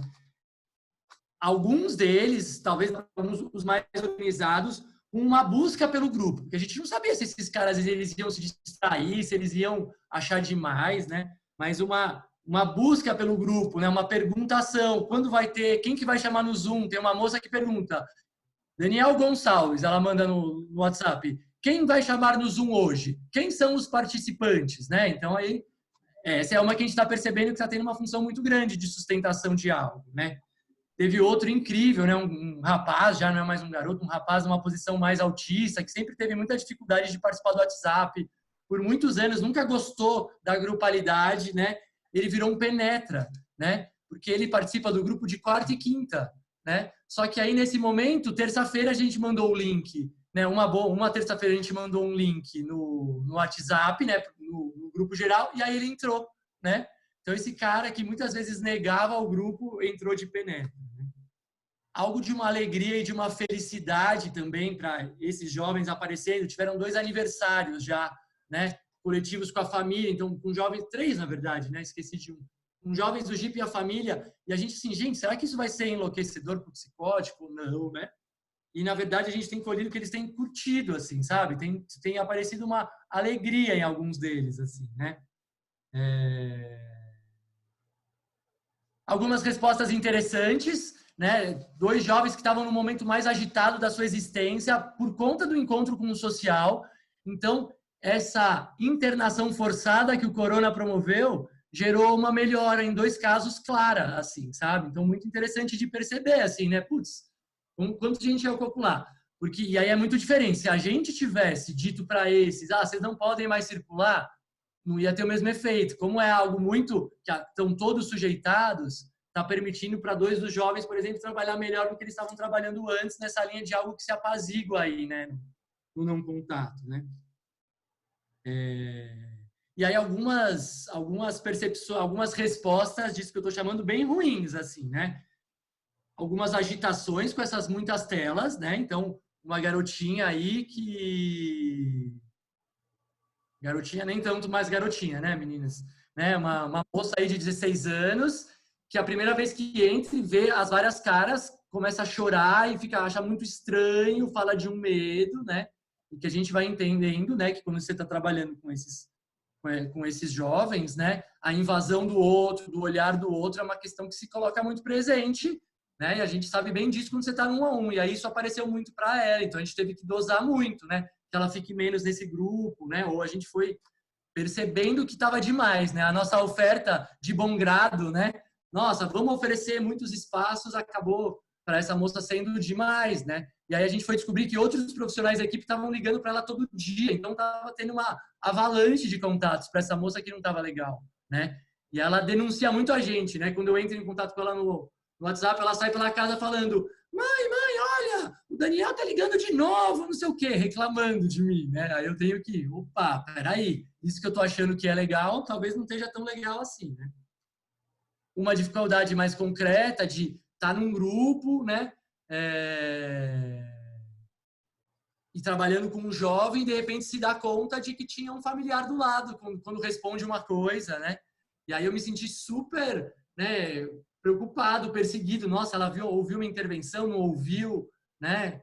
Como que é para cada família isso e quais os cuidados que a gente tem que ter, né? Se sentir vigiado no trabalho com esses caras é complicado, porque às vezes a gente faz algo meio maluco mesmo, né? Na linha de poder quebrar alguma fala, alguma coisa. Então, essa foi uma resposta complicada aí, né? E eu acho que uma coisa que é muito coletiva que a gente colheu na equipe, assim, que sim, é legal, temos que sustentar, vamos lá. Mas tem dado um cansaço na gente muito forte, né? Muito mais difícil sustentar 2 horas, 2 horas e meia no Zoom do que no ao vivo, né? Eu brinquei, né, na reunião hoje, até que a gente tem uma certa posição de animador de torcida que às vezes tem que ter, né, para sustentar algo do contato aí, né, que a gente entende que é importante, mas que às vezes é muito cansativo e difícil, e às vezes a gente se sente patético, né? Tava conversando um dia, tava eu, a Bel e o João, com 2 jovens e tentando sustentar a conversa, e aí uma hora a gente propôs um jogo, Gartic, né, que com alguns outros pacientes tinha funcionado, e de repente a gente começou a desenhar no Zoom, um jogo de adivinhação, mas uma hora eu parei, olhei e falei, gente do céu, o que estamos fazendo aqui, né? Muito esquisito, assim, algumas coisas, assim, sabe? Então acho que, de novo, né, estamos sustentando, mas longe de achar que tá super legal, eu tô achando que tá tudo muito estranho, assim, sabe? Né? Coisas boas, coisas difíceis, né? Mas muito estranho aí, né? E se alguma coisa eu consigo, né, trazer de algum caminho aí, alguma coisa que a gente foi recolhendo com os jovens, para passar a palavra para a Bel aí, né? É um pouco da importância que para vários deles está tendo de fazer o planejamento pós-quarentena, né? Eles falando, então quando volta, né? Como bons psicóticos aí é muito difícil ficar no não saber, né? Deixar no não saber tá quase impossível para a maior parte deles. Então todos têm uma data, uns é junho, uns é a data do governador, né? Mas sempre tem uma data mais fixa, né? E aí a gente sabe que provavelmente vai ser mais, né? Mas eles muito trabalhando nisso, no que vai ser depois, né? Então, uma moça que fazia aniversário em abril, né, falou, e se a gente comemorasse todos... O GIP tem uma peculiaridade, em abril tem 5 aniversários, né? E se a gente comemorasse todos os aniversários de abril em maio, né? A gente achou uma solução muito bonita e elegante aí, né? Para poder dar conta aí do que ela perdeu, né? Um outro que já propôs, um outro menos otimista e talvez mais realista propôs: vamos fazer um churrasco em julho, né? E para terminar minha fala aí, para passar para a Bel, né? A mais legal foi essa mesma moça do aniversário em maio que, olha, até fiquei emocionado agora, que ela vira pra gente e fala assim: mas vai ter férias de julho, né? Porque o Jeep para 2 semanas em julho, né? E aí a gente, que já não tinha pensado nisso, vai dando um pouco de corda para a conversa, né? E vai pensando depois que, bom, ela já está perdendo muita coisa, né? Então ela pensa: putz, será que a gente pode repular em julho? De novo, uma solução muito interessante, assim, né? E que gerou a resposta mais bacana que a gente ouviu, porque esse garoto que eu falei que não costumava entrar no grupo e foi o Penetra, ela manda essa fala: vamos fazer o Jeep em julho? E aí ele responde embaixo: boa ideia, moça, né? É um cara que nunca se manifesta, assim, né? Então a gente tendo que escutar isso que eles trazem aí, né, de pedido, e acho que isso aí dá força para a gente aguentar esse cansaço, esse bizarro, esse se sentir estranho que às vezes a gente está tendo com as intervenções. Vai lá, Bel. Bom, gente, acho que é assim que o Jeep tem funcionado até agora, né? Pode ser que a semana que vem algo se remonte aí. E acho que a gente vem pensando, né, algumas coisas com essa experiência, né? Algumas questões que a gente vai se fazendo aí, né? Acho que há um tempo a gente pensa que o Jeep, na verdade, é um Jeep para cada paciente, né? Para um paciente, o Jeep é o lugar de pesquisar receitas e de cozinhar e de mostrar isso que ele é capaz de produzir para os colegas, perguntar se ele é um bom cozinheiro, perguntar se gostou, né, se os amigos gostaram ou não do que ele produziu. Para outros, como o Daniel falou, né, essa possibilidade de uma parceria com um de nós, né, para explorar a cidade, né, essa parceria mesmo no deslocar-se, né, no mundo. Enfim, para outros é o espaço de socialização, onde encontra os amigos, né, que por muito tempo na vida eles não puderam ter, porque eram os estranhos nas escolas, né? É um espaço de pesquisa, né? Então, a gente se dedica muito, né, a essa parceria com eles, né, de reconhecer qual é o objeto mais singular de interesse e acompanhá-los nessa produção de uma pesquisa, né? Então, para cada um, na verdade, o Jeep se arma de um jeito muito diferente, né? Não só as transferências são diferentes, né? Como o que a própria instituição, né, opera para cada um é diferente, né? Tem uma garota que, né, o fazer é muito com o objeto, com as trocas do objeto, com, né, e comprar um papel e trocar o dinheiro pelo papel e dar o papel para uma pessoa, né? Todo um jogo aí de trocas. E aí acho que nesse momento, né, quando a gente muito logo pensa, né, algo tem que continuar desse trabalho, né, a manutenção, né, do Jeep é importante no tratamento desses jovens, de todos eles, né, num momento como esse, onde muita coisa saiu do lugar, né, muitas certezas estão aí, né, caíram, né, para eles e para nós também. A gente vai pensando isso, né? Como cada um se serve do Jeep e como isso é muito singular, né? Então, o que é isso que a gente teria que manter e sustentar para cada um deles, né? E acho que esse vem sendo um trabalho importante, né? Não que a gente tenha uma resposta, né? Mas acho que um exercício nesse trabalho que é o nosso, com essa clínica de pacientes tão graves, né? Onde é tão singular o encontro e o fazer de cada um, e que o fazer que organiza e que produz alguma, né, mínima estabilização do sujeito, né? E acho que a gente vai aí se fazendo essa pergunta: o que é isso que tem que ser mantido? Né? E o que é isso que é possível ser mantido? Num contexto, né, onde o distanciamento dos corpos aí está imposto, né? Justamente numa clínica onde o corpo não é qualquer coisa, né? Quando a Laura fala, né, dos pequenininhos, né? Mas quando a gente fala dos nossos adultos, né? É isso, a experiência, né? De viver coisas junto, de fazer junto, essa parceria, né? Fica muito prejudicada, né? Nisso que a gente vai vivendo nesse momento. Então, acho que a gente está muito às voltas com essa questão e queria trazer um pouco para vocês, né? Algo da escuta, do olhar, da voz, né? É o que a gente consegue sustentar nesse dispositivo aqui nosso, né?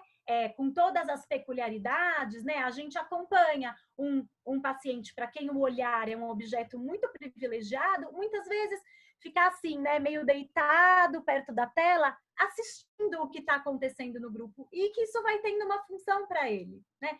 Para outra, é importante desligar o vídeo, né? Porque a voz, né? E isso que se sustenta, né? Com as perguntas que ela faz, com as respostas que a gente dá, né? A própria pesquisa com as contagens, com os números, é o que o GIP vai podendo ser para ela nesse momento, né?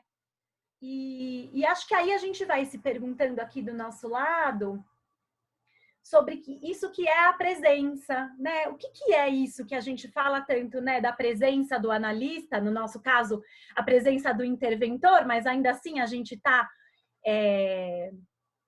né? É o desejo de analista que faz a gente sustentar essa bizarrice toda, né? É muito desejo, né? Muito, muito, muito de inventar e de ser esquisito, ainda assim tentar de novo, e aí responder mensagens no WhatsApp praticamente o dia inteiro, que é um pouco o que está acontecendo com a gente nesse grupo Turma do GIP aí, que já existia, mas que nesse momento a demanda é muito maior.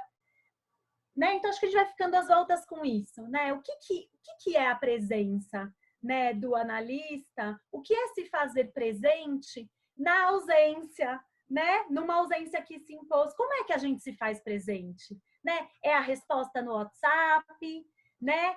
É isso que é o grupão e poder cada um dizer oi fulano, oi ciclano, né? Que algo do grupo se faz presente nessa hora. Enfim, as perguntas que a gente vem se fazendo, né? E muitas vezes a gente tem se encontrado com uma coisa que é assim, né? Acho que essa semana a gente teve essa conversa, né? Não sei se isso aqui que a gente está fazendo é o GIP, né? Exatamente aquele GIP lá, né? Mas é um GIP, né? Que permite a esses jovens recordar, né? Lembrar do GIP que existiu e que ainda existe na nossa memória, né? E que garante para eles um lugar de existência, porque lembrar da saída para comer hambúrguer, lembrar da pesquisa que foi feita, né, de heróis, lembrar do sorvete no McDonald's, né? Tem um valor, e isso quando a gente lembra, acompanhado de quem a gente, né, das pessoas com quem a gente viveu isso, é diferente, ainda mais para esses jovens, né? E ao mesmo tempo projetar o futuro, né? E poder planejar, né? Então, em julho vai ter um churrasco, então em agosto eu vou fazer um bolo, então depois a gente vai viajar, todas as falas que vem rolando aí no grupo, né? E nessa hora, né, a nossa presença, e aí estou pensando especialmente nós profissionais, né, a equipe, a nossa presença, a nossa escuta, né, e isso que é a transferência, né, parece que é o fio, né, possível de sustentar o passado, né, as lembranças de um lugar de pertencimento, né, e poder projetar, né, um futuro. E que bom, isso serve para todos nós, né? Eu também me apazigo quando eu escuto que vai ter churrasco no GIP em julho, ainda que precise ficar para outubro, né? Porque para a gente tem um valor, né? Poder se projetar no futuro. Enfim, então acho que são um pouco os pontos que vêm tocando a gente, né? De que GIP é esse, o que é possível, o que é impossível nesse momento, né? Mas que toca essa questão da nossa presença, né, para esses sujeitos, e o que isso amarra, ainda que adicione, né? Enfim, acho que é um pouco esses pontos que a gente queria trazer aí para discutir com vocês.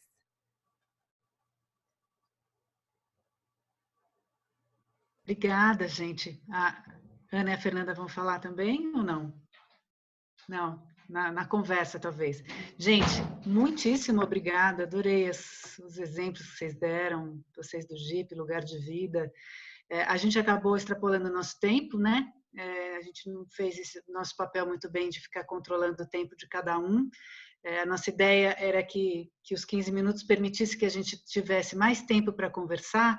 Quem puder ficar, não sei se vocês podem e o que vocês acham, se a gente puder estender um pouquinho, talvez mais uns 20 minutos, para a gente poder conversar, abrir para quem queira colocar uma pergunta, fazer algum comentário. Eu não... tem alguém já? Não? Você mesmo, Leonardo. Oi! Então, eu sou o Leonardo. Nesse momento eu estou falando a partir do Instituto Casa de Todos. E enquanto vocês estavam falando, eu estava pensando na nossa experiência, porque a gente está aberto já há 20 anos. A gente opera a partir da psicanálise, ali do Lugar de Vida, então é ótimo ouvir vocês, porque eu ainda não tive a oportunidade de estudar aí, mas o pessoal do Instituto já. E a gente atende adultos, a gente atende muitos adultos numa questão ali de quadros mais esquizofrênicos e alguns com autismo.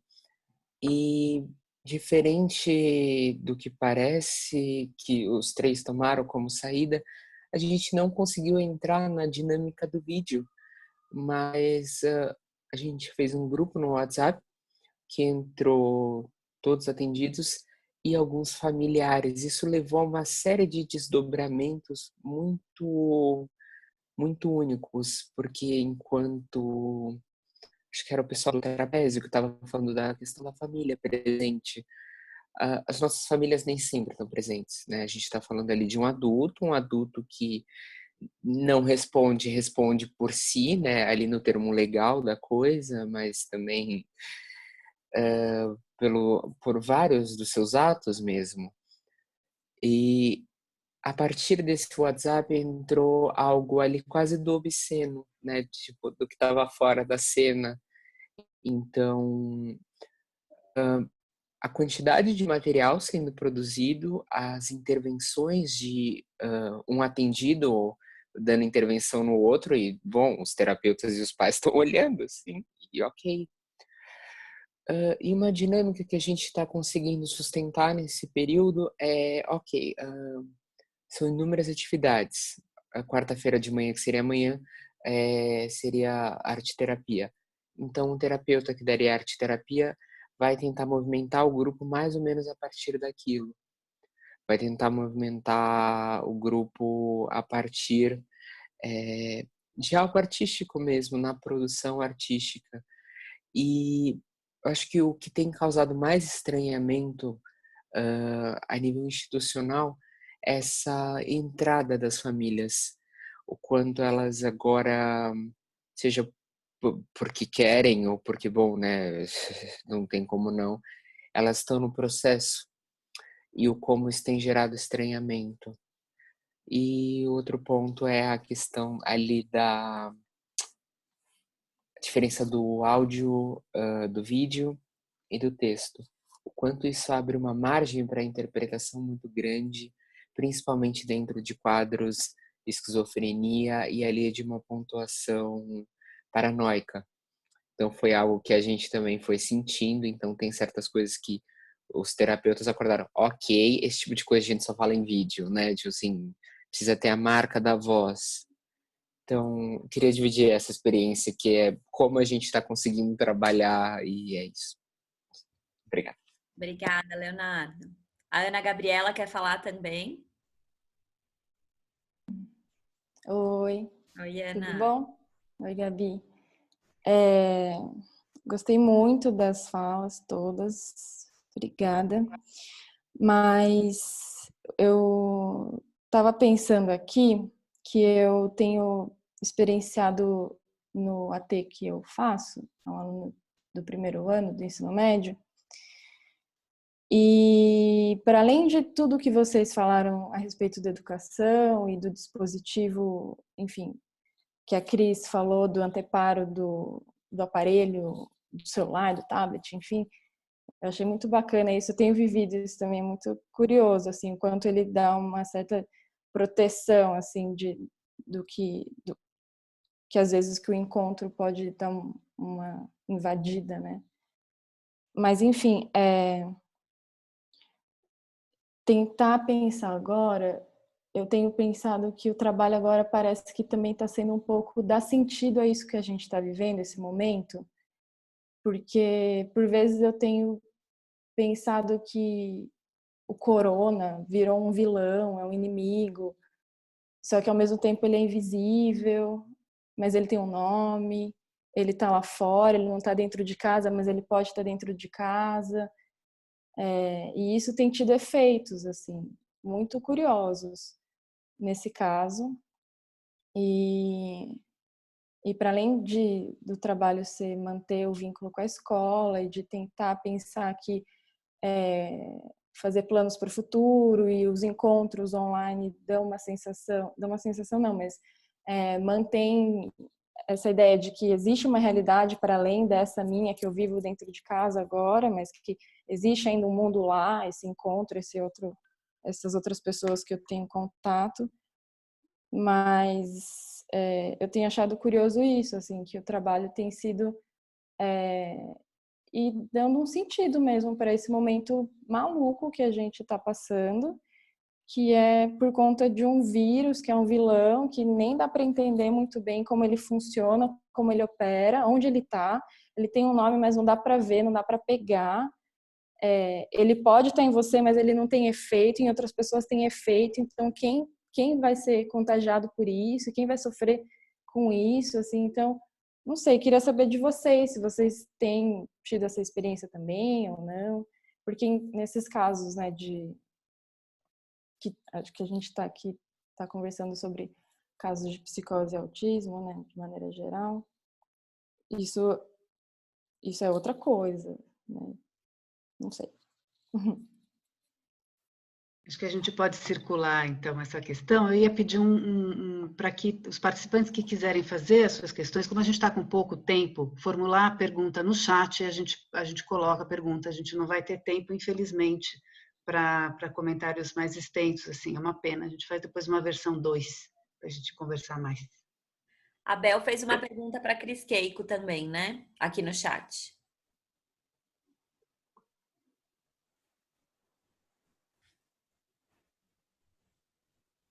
Você vai ler, Gabi, o que é que eu fale? Pode falar, Bel. Não, era naquele caso que a Cris apresentou, né? Se a gente pensando a tela, né? Vínhamos pensando sobre a intoxicação das telas e a gente tem colhido experiências na clínica que talvez nessa circunstância a gente possa pensar de um outro jeito, né? Eu estava pensando no efeito com o teu paciente, se não seria porque talvez essa supressão do corpo físico do analista, né? De que isso também, essa imagem chapada, né? Da gente se ver, eles estão se vendo muitas vezes na plataforma Zoom, pelo menos, né? Isso também eu acho que tem efeitos interessantes, bizarros, às vezes isso traz, como o Daniel contou, para alguns casos, né, outras respostas, mas se não tem aí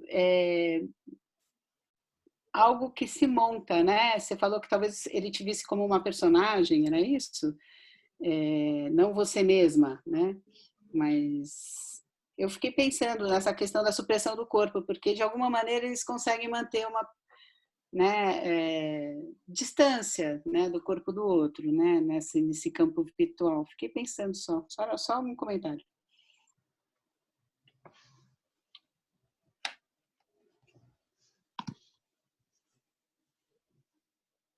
Voltando ali à questão do que vai acontecer ou não enquanto plano, acho que também uma das questões a se levantar seria a questão do sonho, da fantasia ali, né, como ela opera dentro da psicose e da neurose, né, tipo assim, o quanto isso se torna a registro de realidade ou não, no sentido de, bom, dentro da psicose talvez alguns quadros não tenham muita diferença.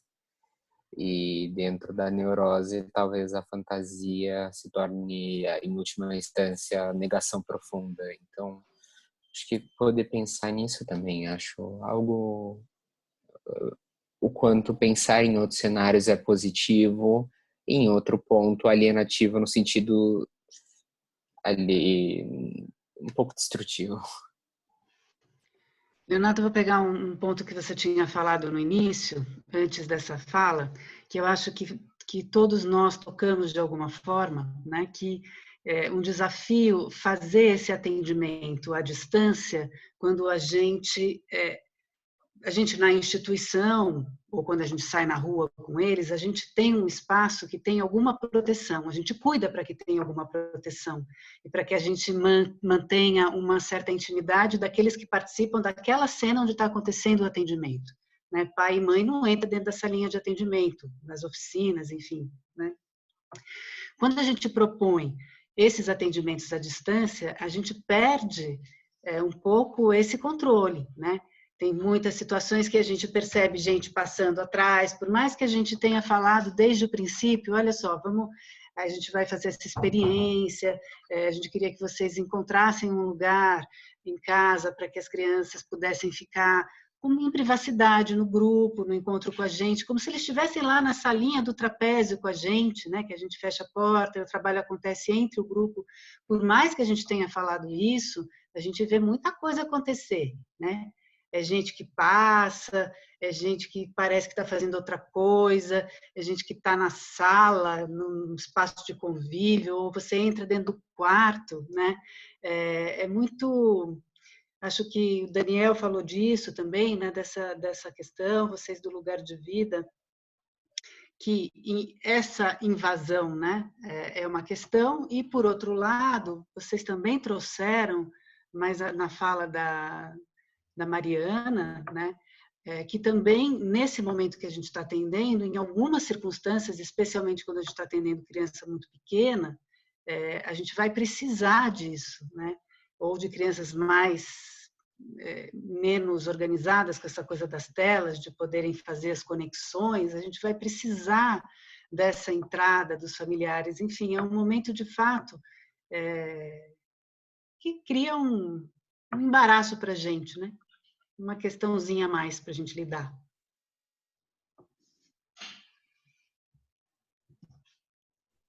A Laura queria falar também. Eu ia fazer, na verdade, só um breve comentário, Bel, que você colocou essa questão, né, de que acontece quando você tem aí a tela, né, de que ordem que é esse ver a imagem, que é tanto a imagem, né, do analista quanto o paciente, e às vezes se espelhar, porque a gente também tem essa situação muito louca que eu me vejo, né, eu vejo a minha imagem aqui enquanto eu tô falando com vocês, que é muito esquisito. Mas pensando no autismo, acho que uma coisa que a gente tem pensado em relação ao corpo, que quando a gente tem aí essa distância, de uma certa maneira a gente vê uma disjunção, né, em termos temporais do que é a nossa fala, que sempre atrasa um pouco, ou que muda, né? Então, um paciente do lugar de vida me perguntou: Laura, você é a mesma Laura de sempre? Quando eu apareci a primeira vez, né? Então, não sei se no autismo, se a gente pensar na questão pulsional mesmo, que não acontece nesse enodamento dos registros do corpo, se a tela não ajuda de uma certa maneira, né, nesse afastamento, porque a nossa voz atrasa, a nossa imagem é um pouco diferente. Então, não sei, só coisas que a gente tem pensado assim teoricamente, né, nessa questão da voz e nesses registros do corpo, de como que isso muda quando a gente está com uma tela no meio, e que daí em alguns casos possibilitam outro tipo de aproximação, porque essa, assim, a enunciação da nossa voz, né, que está no tom da voz, se perde em alguma medida um pouco, né? Então, só coisas que a gente também tem pensado. Laura, isso do autismo e da voz, né, me fez lembrar o Jean-Claude Maleval, né, que é um psicanalista francês, no livro dele, O Autista e Sua Voz, ele fala bastante disso, né, de como a despersonalização da voz do sujeito às vezes ajuda. Então, lá ele dá o exemplo do autista alemão que aprende a falar com o computador, né, no texto mais recente dele ele fala do sidekick, né, dos autistas um autista americano que aprende a falar com um aplicativo, né? E aí quando a Cris falou disso e depois a Bel fala disso, essa despersonalização ela favorece, né? É a tese dele, que eu acho que isso que a Cris traz é um bom exemplo aí. E até a coisa bidimensional, né, do encontro com o outro no bidimensional, né, que já faz mesmo aí, né, algum anteparo, como a Cris falou mesmo, né, já produz algo aí de uma dosagem do que é excesso, né, na presença do outro, né. Deixa a pessoa mais longe, né, então é importante para eles. Quer dizer, mas ajuda, né, nessa hora. Nesse contexto, eu estava pensando na pergunta que você trouxe, Bel, o que faz presença, né? O que é fazer presença? É uma mensagem de WhatsApp, é uma mensagem de áudio, é um encontro no vídeo, né? São tantas possibilidades, né? E como para cada um, né, Flávia, parece que a gente vai se dando conta nesses 40 dias, né? Claro que a gente já tinha algumas pistas disso, né? Porque a gente atende eles há um tempo. Mas diante dessa circunstância, né? Como, puxa, né? Para esse aqui é a escrita, né? Que tem um lugar, né? A voz é excessiva, né? Ou que a imagem é excessiva, mas é a voz que faz uma sustentação. Para outros, o objeto mediando segue sendo necessário, né? Então, em pesquisas que a gente faz, né? O paciente me mostrando com o celular a tela do computador do que ele está pesquisando, e eu anotando e mostrando o que eu anotei, né? Isso vai armando aí a pesquisa, que é o fazer que a gente já tinha, né? E aí é muito singular, né? É muito a invenção mesmo, né? Esse nosso termo aí tão caro, né? Sim, e como também existem uns recursos interessantes, por exemplo, o Zoom tem um recurso interessante de compartilhamento da tela ou daquela lousa branca, e que de repente a gente descobre e eles fazem um uso tão interessante disso, né? Eu estou lembrando de um jovem do grupo que ele tem uma dificuldade grande de se segurar, normalmente ele tem a resposta antes dos outros. E aí o nosso trabalho é sempre de falar assim, vamos esperar, né, é a vez dela, enfim, é um esforço. E no trabalho, no Zoom, ele tem conseguido fazer uso de umas ferramentas que tem ali. A gente estava trabalhando junto numa tela compartilhada, lendo um texto, e assim, bom, então você começa agora a leitura. Aí a menina não conseguia encontrar o lugar onde era para começar. Então o que ele fez? Em vez dele responder, ele encheu a tela de flechinhas. É aqui. Mas ele não respondeu, ele deu uma ajudinha. Acho que a Jana quer fazer um comentário, né? Posso só fazer um comentário rapidinho?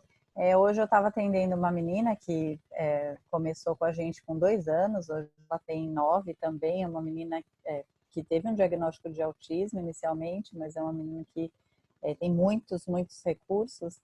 E ela estava, assim que eu entrei no Zoom, ela estava com um pompom, uma tiara de pompom, né? Aí ela vira para mim e diz assim, mudei meu nome.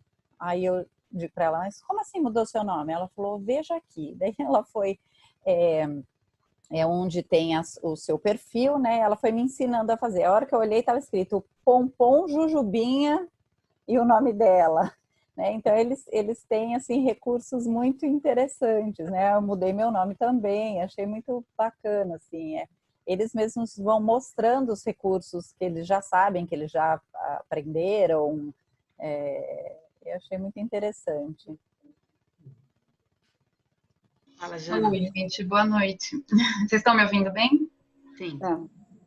Então, na verdade, são reflexões, eu fiquei pensando a partir do relato de vocês, assim, que eu achei bem bacana, assim, né, bem diverso, e eu acho que traz muitas questões que, inclusive, esbarram na nossa prática clínica, que não é institucional, né, mas que a gente tem também enfrentado nessa reinvenção da nossa prática, né, e no que eu tenho pensado também sobre a escola, né, de como sustentar essa presença, né, que vocês estavam falando aí, que a Bel Abreu também falou, como que sustenta essa presença que agora é virtual, não é mais uma presença física, né?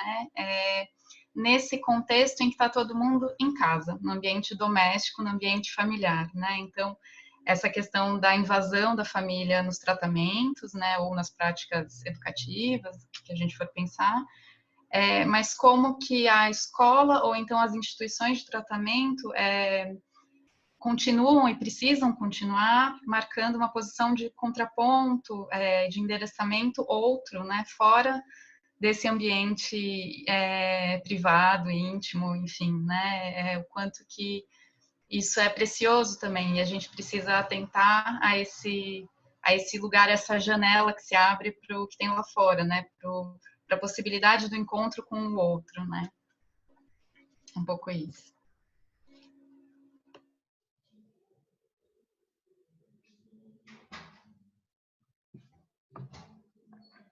Mais alguém quer fazer um comentário, uma pergunta?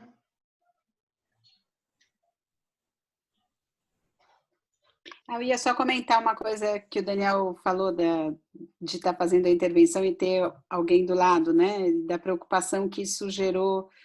E a gente teve uma experiência também que foi também um pouco complicada no começo das oficinas e que foi pedido para providenciar alguns materiais para o encontro no ateliê de artes e outras demandas que a gente fez da pessoa garantir, no caso, uma pessoa mais velha cuidando dessa coisa que ela também não tem domínio muito da tecnologia, e era uma criança que não tinha essa possibilidade de participar via Zoom. E aí, então, iria participar só pelo telefone, só que o telefone não era da criança, era dessa pessoa. E a gente mandando mensagem, isso foi deixando essa pessoa responsável muito atordoada, né? E como foi importante a referência ter conversado para poder também, enfim, modular ali uma possibilidade, porque essa pessoa entrava na atividade durante, e aí começava a brigar com a criança, enfim, teve lá uma intercorrência, foi necessário um cuidado para a criança, para a família, né? Para a gente poder no depois fazer diferente, enfim. Acho que isso também tem acontecido e a gente tem, enfim, experimentado formas, né? No fazer aí, no depois, a gente revê o que foi possível pedir, né? E eu acho também um outro ponto que vocês falaram aqui, não é uma transposição do que já acontecia, né? Não é uma transposição para uma outra mídia, é uma outra forma de trabalhar, a gente está inventando formas, né? O ateliê, cada encontro, cada dispositivo institucional está achando outros formatos, né? Para esse momento. E, inclusive, o tempo de duração também foi um ponto que a gente também viu que precisava rever o tempo, porque é um tempo de contenção. Surgiram brincadeiras de esconde-esconde, né, da criança sair da tela, voltar. Teve uma criança que eu fiz uma pergunta, ele fez de conta que tinha congelado, só que a cortina atrás balançava. E aí eu falava, bom, mas acho que você está me ouvindo. E aí, enfim, todas essas cenas, né, que foram acontecendo ao longo dos atendimentos foram trazendo para a gente outros jeitos de conversar, né, e está sendo, né, enfim, acho que vai ser ainda por um tempo, mas acho que tem uma coisa que a Bel falou, né, desse momento de marcar isso existe lá e existe aqui e poder se projetar, né, para algum momento no depois de tudo isso, né, como essa possibilidade deles trocarem isso, imagino que ajuda a dar também a circular a palavra, a dar algum contorno para esse momento tão difícil, né? Enfim. Gente, acho que a gente Posso pode fazer um comentário? Diga, Deixa Cris. eu fazer um último comentário a partir do comentário da Janaína, né, a respeito da escola, que eu acho que, assim, aí pensando a questão da família, né, eu acho que também pensar a participação da família nesse formato remoto, eu acho que a gente também precisa relativizar os contextos, né, eu acho que ainda que a gente tenha escutado bastante, né, e acho que a Janaína apontou o quanto que no ambiente, né, nas questões escolares, né, da instituição escolar, por vezes há uma invasão da família, né? Acho que foi um pouco esse termo que você usou, né? Nas atividades, a gente está num momento onde essa diferença do público e do privado, né, os limites do público e do privado, eles estão bastante tênues, vamos dizer assim, né? E, por outro lado, né, eu acho que também a gente foi escutando, a gente se deparou, né, com algumas famílias, alguns grupos, né, de pais que não quiseram participar, né, do formato virtual de grupo de pais e nem da participação das crianças em grupo, tá? Então, eu também fiquei pensando, né, para relativizar essa participação, né, que não necessariamente a gente diz, né, a família invade, né, e pensando o ambiente escolar, vamos dizer assim, mas nós também, de alguma forma, estamos invadindo os lares, né, dessas famílias e dessas crianças, de alguma forma. Então, acho que isso também precisa ser considerado, né? E isso eu pensei bastante também em relação à fala de um garoto, né, que teve muitas lições mandadas pela escola para fazer em casa, né, as tarefas. E aí, quando a gente entra em contato para fazer o grupo, ele diz, né, pro amiguinho lá que estava do lado, mas você fez a lição, tem que fazer a lição. Nossa, mas é muito chato fazer lição em casa, né? Em casa é lugar para descansar, para brincar, não é para fazer lição, né?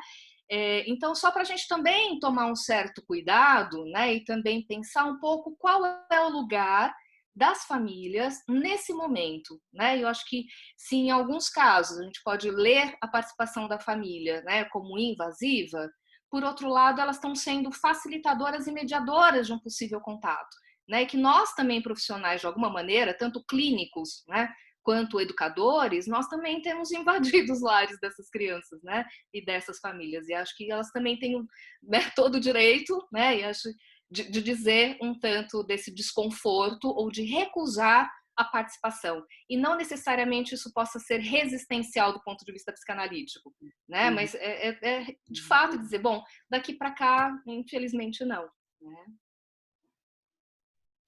Sim, mas sem dúvida com isso, né, Cris? Essas crianças ficam sem a possibilidade de se encontrar com uma outra versão de outro, né?